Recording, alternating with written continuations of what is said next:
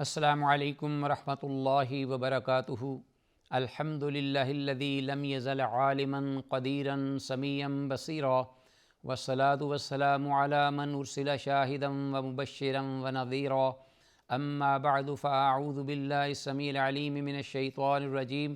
من ہمزہ ونفخہ ونفثہ بسم اللہ الرحمن الرحیم فبشر عباد الذین یستمعون القول فیتبعون احسنہ اولئک الذین ھداھم اللہ واولئک ھم اولو الالباب۔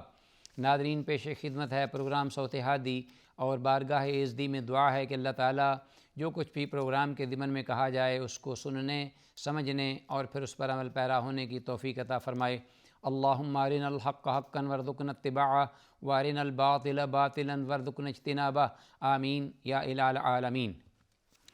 ناظرین، آج کی اس مجلس میں گفتگو کا موضوع جو حدیث رسول صلی اللہ علیہ وآلہ وسلم ہمارے سامنے ہے، وہ حدیث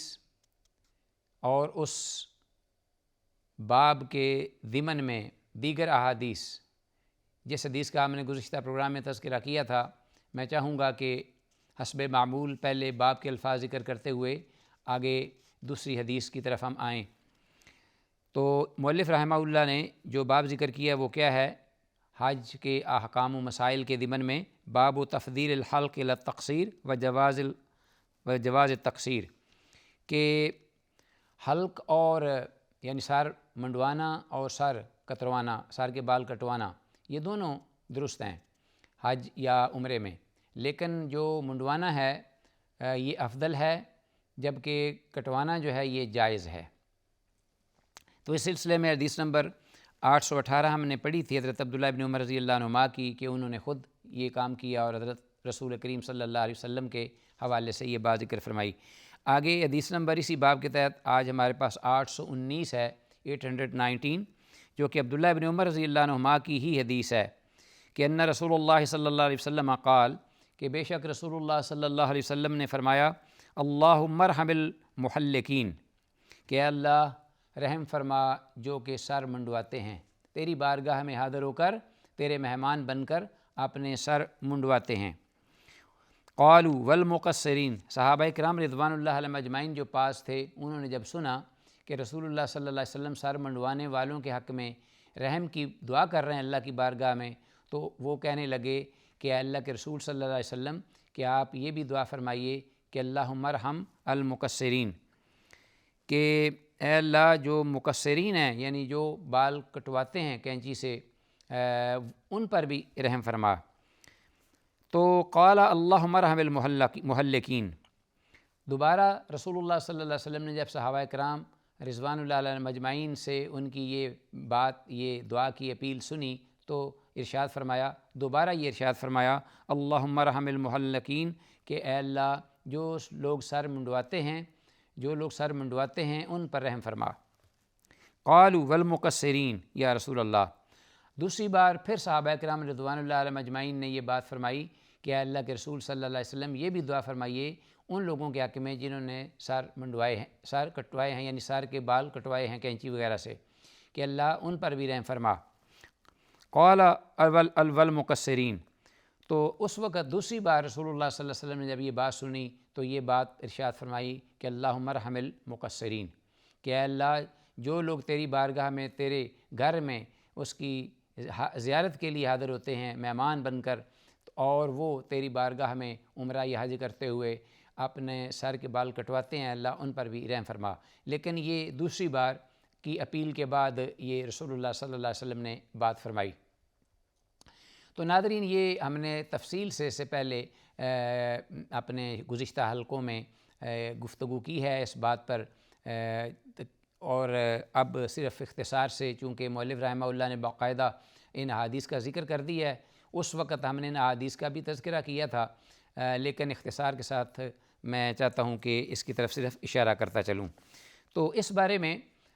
رسول اللہ صلی اللہ علیہ وسلم سے، جیسا کہ اگلی حدیث ہے وہ بھی ہم پڑھ لیتے ہیں پہلے، اس کے بعد پھر اس پر گفتگو کرتے ہیں۔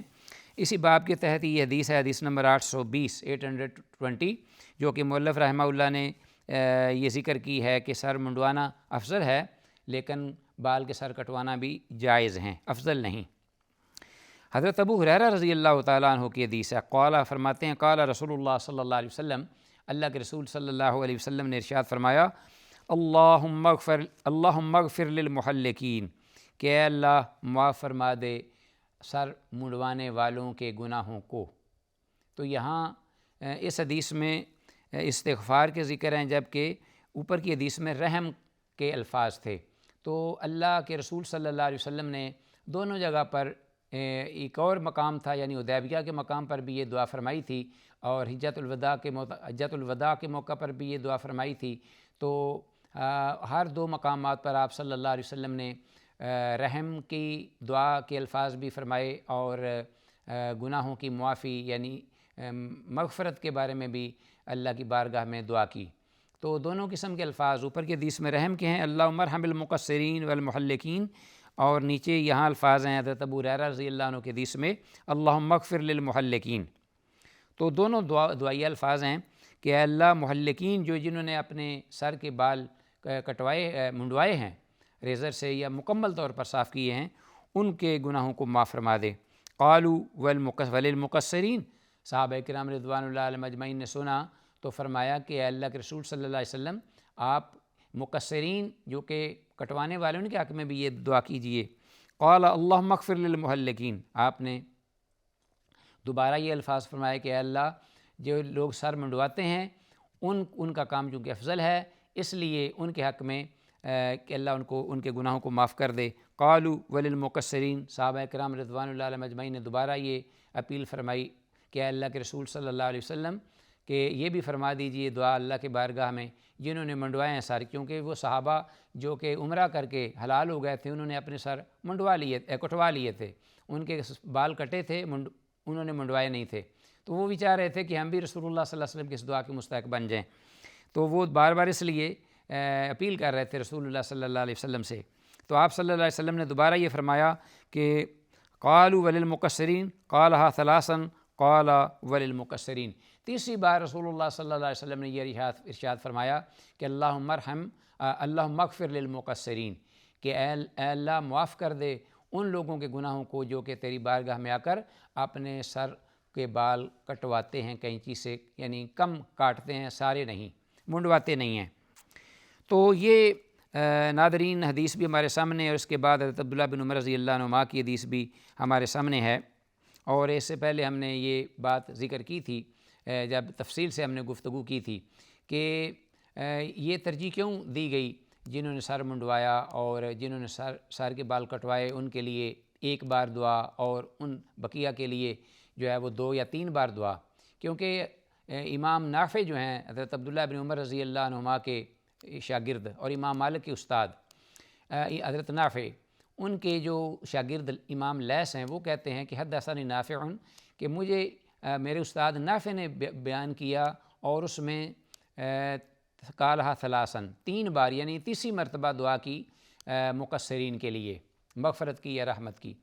اور ایک دوسرے شاگرد ہیں حضرت نافع کے،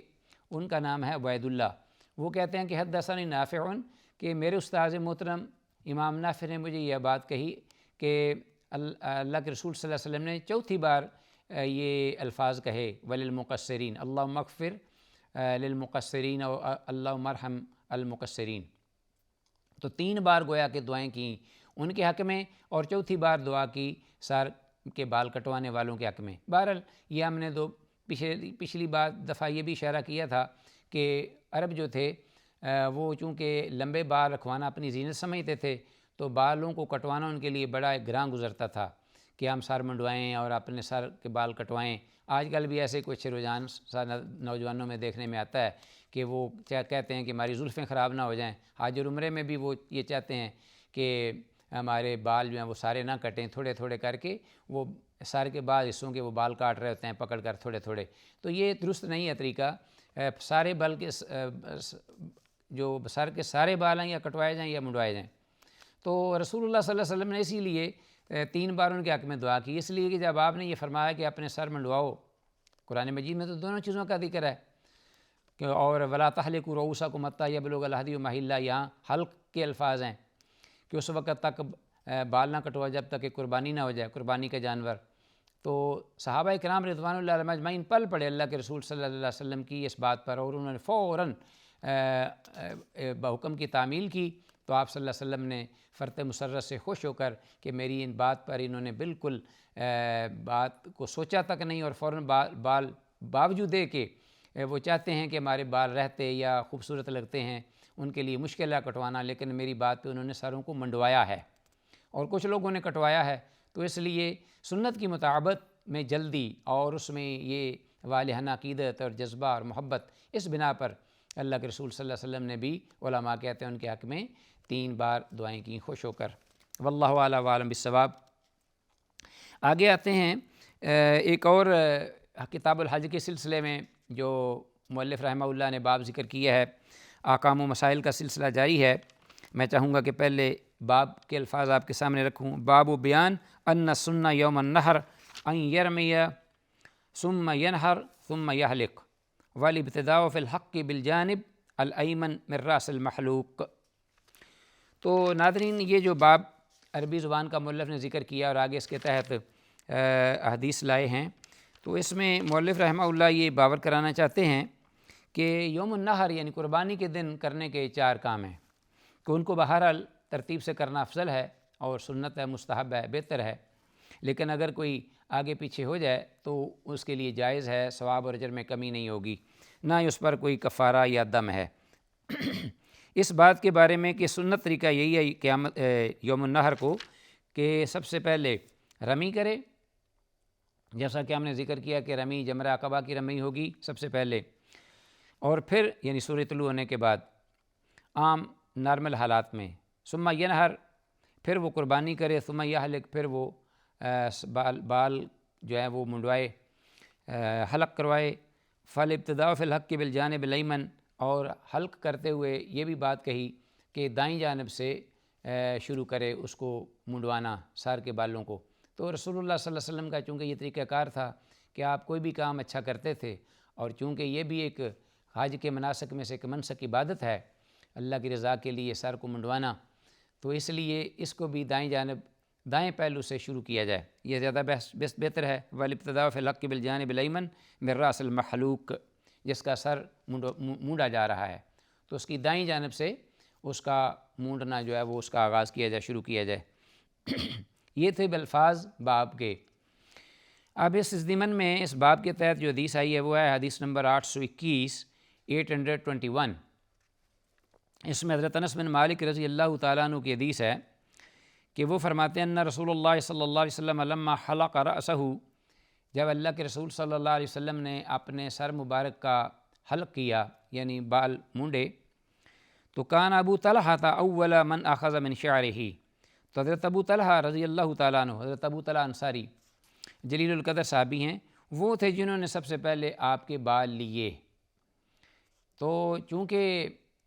رسول اللہ صلی اللہ علیہ وسلم کے بال مبارک جو ہیں وہ بابرکت ہیں، اور ان سے تبرک بھی جو ہے وہ اس کا بھی جواز اور احادیث میں ذکر ہوا ہے، تو اس لیے یہ آپ کی ذات اقدس کے ساتھ یہ چیز خاص تھی کہ صحابہ کرام رضوان اللہ علیہم اجمعین والہانہ عقیدت رکھتے تھے آپ کے جسم و جان کے ساتھ، روح کے ساتھ، اور آپ کے جسم کے ہر ایک جو حصہ تھا اس کے ساتھ۔ تو اس سلسلے میں کئی ایک روایات بھی ہیں، میں چاہوں گا کہ اس کی طرف اشارہ کرتا چلوں تاکہ پتہ چلے،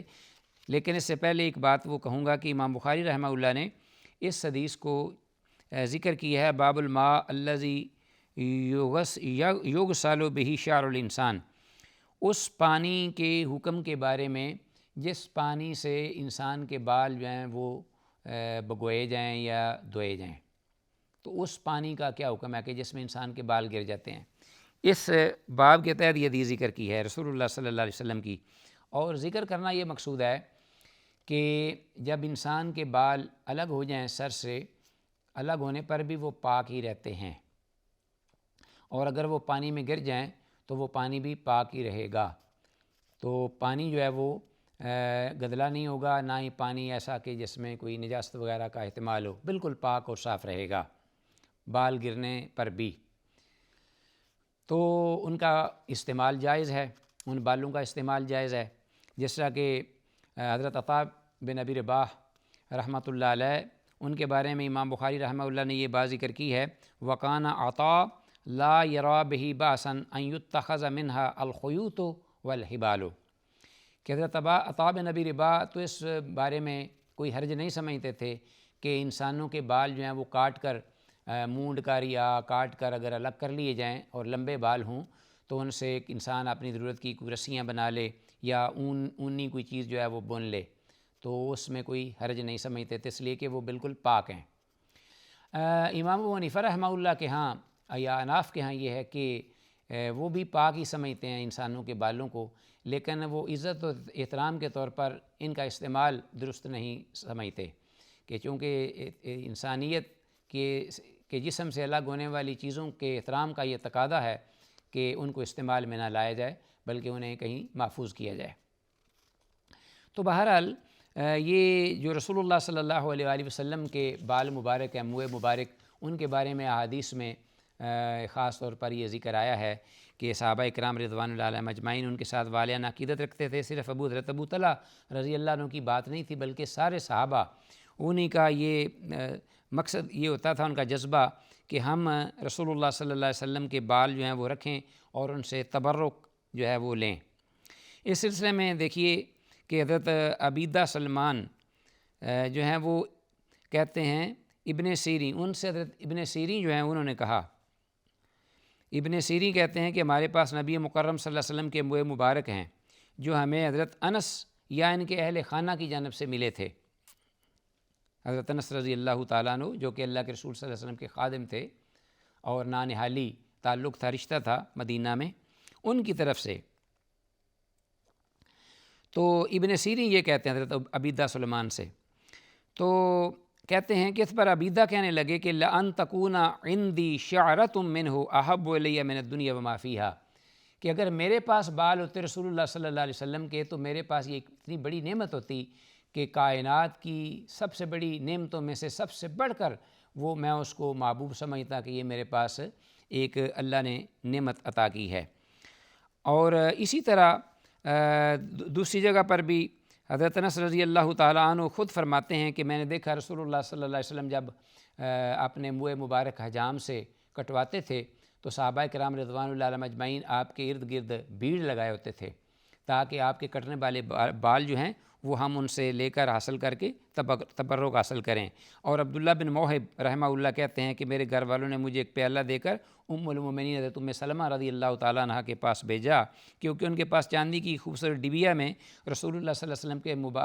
منہ مبارک تھے جو ان کو محفوظ کیا ہوا تھا، اور جب کوئی بخار ہوتا کسی کو یا نظر بد لگتی تو وہ ان منہ مبارک کو پانی میں بھگو کر ان کو پلاتی، اللہ تعالیٰ شفا عطا کر دیتے۔ اور میں نے دیکھا کہ اس ڈبیا میں چاندی کی سنہری ڈبیا جو تھی اس میں سرخ رنگ کے منہ مبارک تھے۔ تو ناظرین یہ تھا اس حدیث سے متعلقہ کچھ گفتگو جو کہ کرنے کی ضرورت تھی۔ اللہ سے دعا ہے کہ جو کچھ کہا سنا اللہ تعالیٰ اس پہ عمل کی توفیق دے۔ السلام علیکم ورحمۃ اللہ وبرکاتہ۔